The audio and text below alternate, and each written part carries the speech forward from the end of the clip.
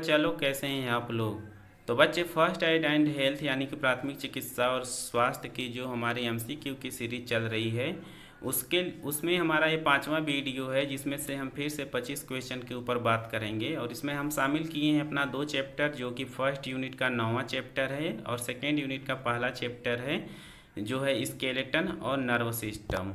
तो बच्चे हम जो है कि इसमें 25 क्वेश्चन देखते हैं क्या पूछे जा सकते हैं, और आप जो है कि अपना देख लीजिएगा कितना सही होता है, नीचे कमेंट बॉक्स में ज़रूर लिखिएगा। पिछली जो है वीडियो में बहुत सारे बच्चों ने 22 क्वेश्चन सही किए थे 25 में, तो ये बहुत ही बड़ी बात है, आप लोग भी अच्छे से करिएगा, ठीक है। तो चलिए पहले क्वेश्चन पे चलते हैं। और यहाँ पे देखिए देखिए बच्चे, पूछा है कि तंत्रिका तंत्र की सबसे छोटी इकाई कौन सी है। तो आपका जो नर्व सिस्टम है बच्चे, जो आपकी जो तंत्रिका कोशिकाएं हैं जो आपके पूरे शरीर में फैली होती हैं और मस्तिष्क को सूचना देती हैं, वहाँ से सूचना पहुँचाती हैं शरीर को, तो उसका सबसे छोटा इकाई क्या होता है, तो बच्चे उसको बोलते हैं न्यूरॉन्स। तो हमारा हो जाएगा पहले का सी सही, ठीक। चलिए चलते हैं अब अपने दूसरे क्वेश्चन पे। और यहाँ पे पूछा है कि पसलियों के 11वें और 12वें जोड़े में जो कि जो आपका होता है वो जुड़ा नहीं होता है स्टेरनम से, उसे क्या बोलेंगे।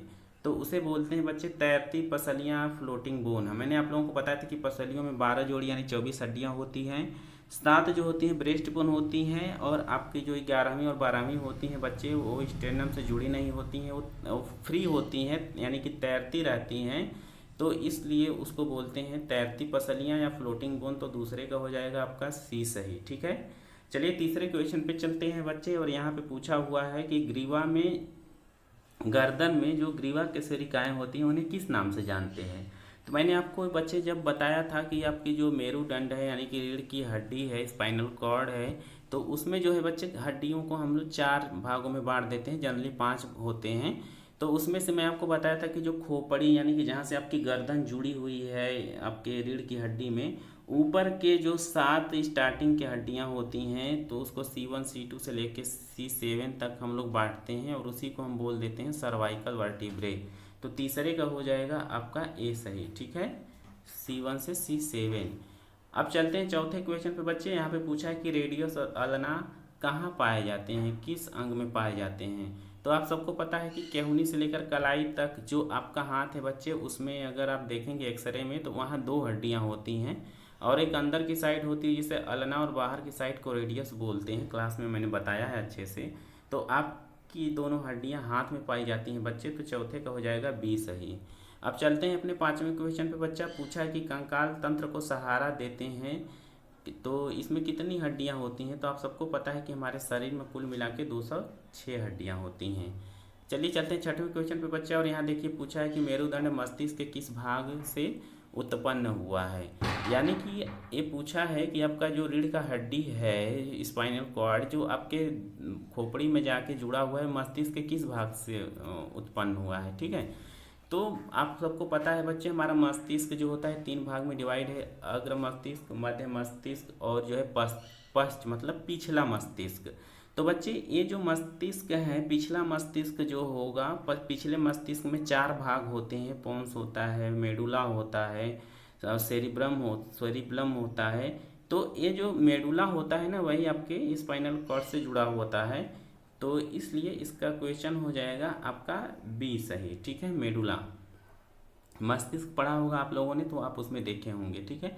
चलिए 7वें क्वेश्चन पे चलते हैं बच्चे। यहाँ पे पूछा है कि ए पर्सन इज कन्फ्यूज्ड, है very pail skin and losses lot of blood, what you suspect cause might be. तो यदि कोई ऐसा व्यक्ति है बच्चे जिसकी बड़ा ही कंफ्यूज है, उसकी स्किन पीली पड़ गई है, बहुत सारा ब्लड उसकी बॉडी से बाहर आ गया है, तो जो उस केस में वो केस है, वो किस तरह का केस है, झटके का है या फिर कुछ और है, या फिर सदमा लगा हुआ है, शॉक लगा हुआ है। तो आपको मैंने जब शॉक बताया था बच्चे पिछले चैप्टर में, तो उसमें मैं बताया था कि 3 कारण होते हैं शॉक लगने के। तो एक होता है जिसमें कि ब्लड ज़्यादा या फ्लूइड ज़्यादा बाहर आने का केस होता है, वो भी शॉक का होता है। तो यहाँ भी वही है केस, तो यहाँ पे शॉक लगना होगा अगर ज़्यादा ब्लड आ जाता है शरीर से तब, ठीक। चलिए 8वें क्वेश्चन पे चलते हैं बच्चे जल्दी से। यहाँ देखते हैं फ्रैक्चर का एक सामान्य लक्षण है। तो फ्रैक्चर यानी कि बच्चे अगर किसी कोई हड्डी होती है फट जाती है मुड़ जाती है तो वही कंडीशन को फ्रैक्चर बोलते हैं। तो फ्रैक्चर हो जाएगा तो क्या होगा, नींद आएगी? नींद तो आएगी नहीं, चें चें चिल्लाता रहेगा व्यक्ति, तो नींद तो बिल्कुल नहीं आएगी। सिर दर्द का क्या लेना देना है, कपार में, हाँ कपार में फ्रैक्चर होगा तो वो तो दुखाएगा। लेकिन हाँ, फ्रैक्चर का एक सामान्य लक्षण सूजन है, यानी कि फ्रैक्चर होगा हाथ में तो हाथ सूज जाएगा। ठीक है, हाथ सूज जाएगा बच्चे, तो आपका 8वें का हो जाएगा ए सही। ठीक, चलिए 9वें क्वेश्चन पे चलते हैं। और पूछा है कि शरीर की सबसे लंबी हड्डी है, तो शरीर की सबसे लंबी हड्डी मुझे बताने की ज़रूरत ही नहीं है, आप सबको पता है। आपके शरीर है, आपके शरीर में जहाँ की हड्डी सबसे लंबी होगी। 10वें क्वेश्चन पे चलते हैं बच्चे। पूछा है कि जब लिगामेंट फट जाता है तो उसे कहा जाता है। आज की क्लास में इसको पढ़ाएंगे, पिछले चैप्टर में नहीं पढ़ा पाए थे पिछली क्लास में, तो इसको पढ़ाएंगे बच्चे। जब लिगामेंट फट जाता है उसे मोच बोलेंगे। मोच सुना होगा कि पैर मुड़ गया, इधर उधर टेढ़ा मेढ़ा हो गए तो मोच आ जाती है, तो वही लिगामेंट में फ्रैक्चर हो जाता है। 12वें पे चलते हैं बच्चे। पूछा है कि पोन्स, सेरिबेलम और मेडुला किस ब्रेन का हिस्सा है। तो मैंने आपको अभी बताया कि हमारे सर में बेटा जो हमारी खोपड़ी ऊपर ठोस भाग है उसको जब हम खोलेंगे, टन वाला भाग यानी मारेंगे तो ठक ठक बोल रहा है, तो इसके नीचे खोलेंगे तो हमारा ब्रेन है। और ब्रेन जो है एकदम कोमल होता है, एकदम हल्दीराम के सोनपापड़ी जैसा। तो अब उसमें देखेंगे ना एकदम मुलायम होता है और 3 भाग में बटा होता है, अग्र मस्तिष्क, मध्य मस्तिष्क, पश्च मतलब पिछला मस्तिष्क। तो पिछले मस्तिष्क में बच्चे भाग होते हैं पोन्स, सेरिबेलम और मेडुला। ठीक है, तो पिछला मस्तिष्क को पूर्ववर्ती मस्तिष्क भी बोल देते हैं, हिंडन ब्रेन भी बोल देते हैं। तो बच्चे 12वें का हो जाएगा सी सही। ठीक, 13वें क्वेश्चन पे चलते हैं। पूछा है कि स्प्लिटिंग लकड़ी प्लास्टिक या धातु का एक टुकड़ा होता है जिसे प्रयोग किया जाता है। तो स्प्लिंट मतलब एक खपच्ची बोल देते हैं हिंदी भाषा में। उसमें क्या होता है ना कि जब किसी का हाथ मान लीजिए अगर कभी कभी फ्रैक्चर हो जाता है तो आप देखे होंगे कि एक खपच्ची सीधी सी लकड़ी, स्केल या पाइप का लकड़ी, कोई भी एकदम सीधी सी लकड़ी या ठोस चीज़ होता है रॉड नुमा, तो उसको बांध देते हैं अच्छे से, तो वो फ्रैक्चर में हेल्प करता है ना। तो ये फ्रैक्चर के लिए स्प्लिंट यूज किया जाता है, खपच्ची बोल देते हैं। 14वें क्वेश्चन पे चलते हैं बच्चे। यहाँ पूछा है कि खुले फ्रैक्चर के संकेत हैं। तो फ्रैक्चर का अर्थ वही होता है बच्चे, हड्डियों का फट जाना या फिर टूट जाना। तो ये 2 तरीके का होता है, ओपन फ्रैक्चर और क्लोज फ्रैक्चर। यदि हड्डी टूट के शरीर के अंदर ही है या फ्रैक्चर अंदर ही हुई है, पता नहीं चल रहा है, बाहर से दिख नहीं रहा है, तो क्लोज है। और यदि वो स्किन फाड़ के बाहर आ गई है, ब्लड निकल रहा है, तो इसको ओपन फ्रैक्चर बोलेंगे।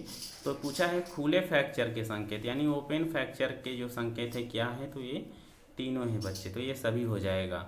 चलिए 15वें क्वेश्चन पे चलते हैं। इसमें पूछा है ऐसा तंत्र जो आपकी सभी गतिविधियों को नियंत्रित करता है उसका क्या नाम है।